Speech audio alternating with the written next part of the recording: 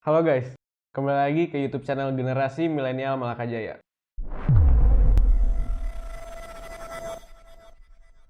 Kalau kemarin kan cewek-cewek, sekarang cowok-cowok gantian. Nama gue Nicholas Palapesi. Gue biasa dipanggil Niko.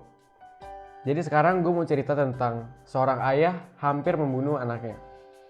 Nama ayahnya adalah Abraham dan anaknya ialah Ishak. Cerita yang gue mau ceritain itu terdapat di Kejadian 22. Tapi sebelum itu gue mau cerita dulu sebelum Kejadian 22. Jadi sebelumnya Allah sudah menjanjikan Abraham akan mendapat seorang anak. Tetapi Abraham dan Sarah istrinya sudah terlalu tua umurnya. 20 tahun berlalu, Abraham berumur 100 tahun dan Sarah istrinya berumur 90 tahun. Mereka dikaruniai seorang anak, seorang putra.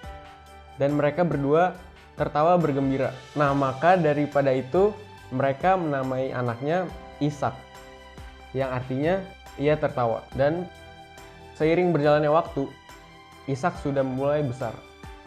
Dan Allah mau menguji imannya Abraham.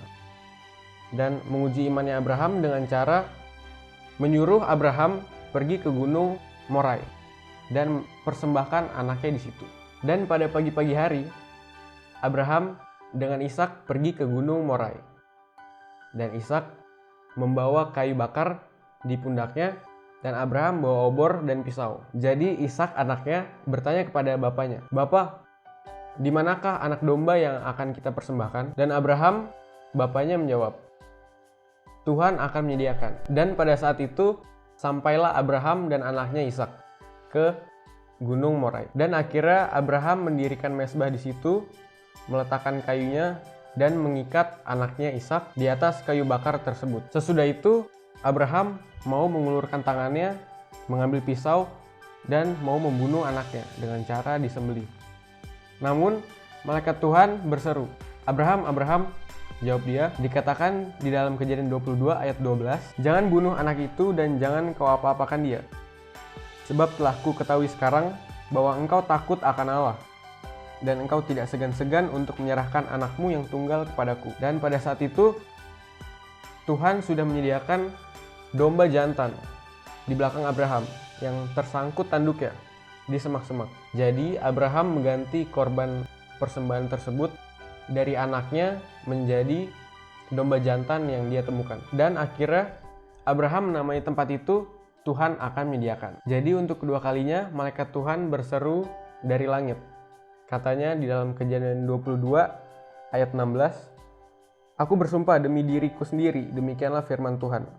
Karena engkau telah berbuat demikian, dan engkau tidak segan-segan untuk menyerahkan anakmu yang tunggal kepadaku." Lanjut ke ayat 17, "Maka aku akan memberkati engkau berlimpah-limpah dan membuat keturunanmu sangat banyak, seperti bintang di langit, dan seperti pasir di tepi laut.